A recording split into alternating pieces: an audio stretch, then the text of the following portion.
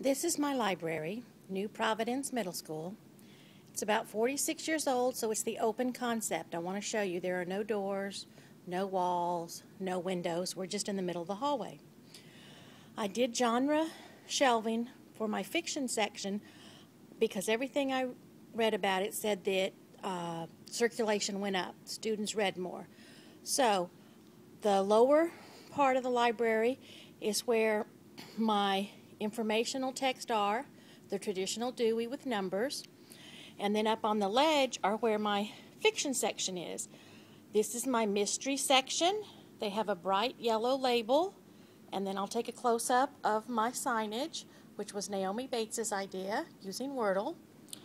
Then after the fiction, I have a little bit of room for growth. We haven't decided yet. We'll probably put books face out here on these empty shelves after we do our inventory starting next week.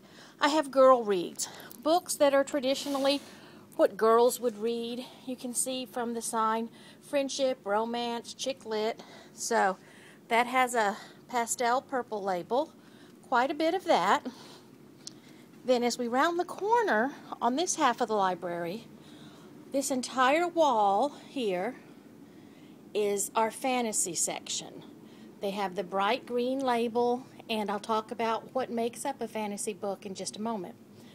Facing the fantasy on the back of the girl reads are guy reads. Action, sports, the Alex Rider series, Matt Christopher, books about war, the Bloodline series. They have a nice brown label.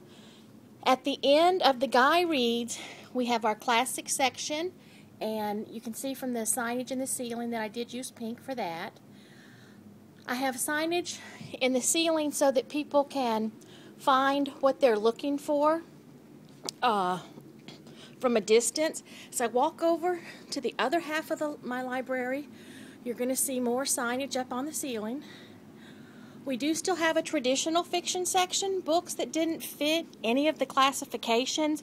A lot of those are going to be books about Christmas, the Left Behind series. Went ahead and included Hank the Cowdog in here because they're really not circulating much. We just have about 2 or 3 students a year, so I didn't want to put those in couldn't decide between humor or where, so we just left those in the general fiction. On the back of the general fiction is historical fiction with purple labels. The historical fiction, I was surprised by how much we had. Of course, historical fiction can surprise you because it's not just things that happened a long time ago. We chose to use historical fiction category as things that were written in a time before when they were being written. So you'll find things from the 60s, 70s, and 80s in our historical fiction. Across from there is a small section called humor, and we need to add to the humor section. That surprised me by how few books we had, but that is where Diary of a Wimpy Kid and some of the books are. It's also where we have some books classified as satire, the series of unfortunate events, so we went ahead and put those here too. Then you get into our paranormal section, zombies, vampires, werewolves, witches. So they're right here, an extremely popular genre right now.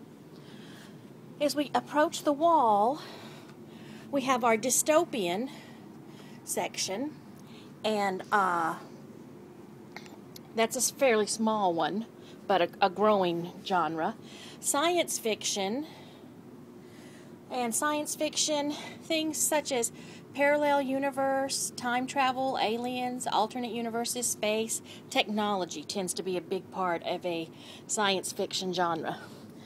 Our last genre right here, and with the gray label, is what I call real, and it's real life reads.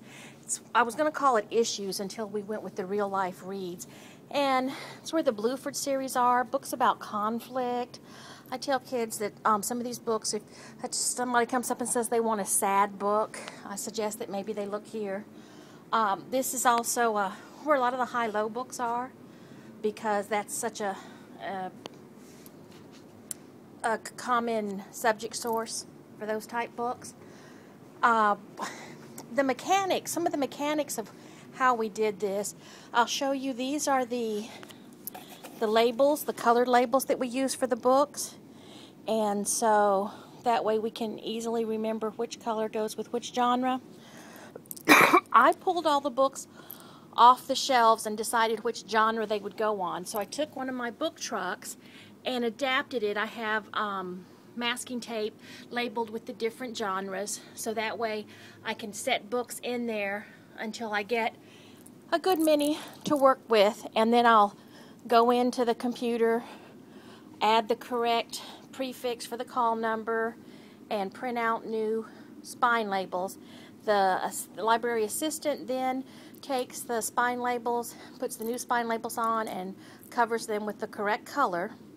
I did find one book that helped me as I was making this change, and that's Teen Genre Reflecting, A Guide to Reading Interest by Diane Tixer Harold. This was good. It had a lot more than 11 genres, but it described them, it gave some examples, so it helped me get my mind around what I wanted to do. The last thing that I want to put in this video, people asked, how do you decide what goes in which genre? So I taped this list up to the circulation desk so that we would always have it available. Fantasy was anything that involved magic, wizards, dragons, fairy tales, myth, legend, sorcerers, witches, talking animals, and we put mermaids there. Science fiction, I kind of went over a little bit. Now, dystopian, we went ahead and kind of described it as collapse of organized society, a new and different political or social system. Anything that was post-scarcity or post-apocalyptic went in dystopian. Paranormal, zombies, vampires, werewolves, ghosts, horror, and monsters. So, that is a look at my library divided into 11 different genres with one small general fiction section.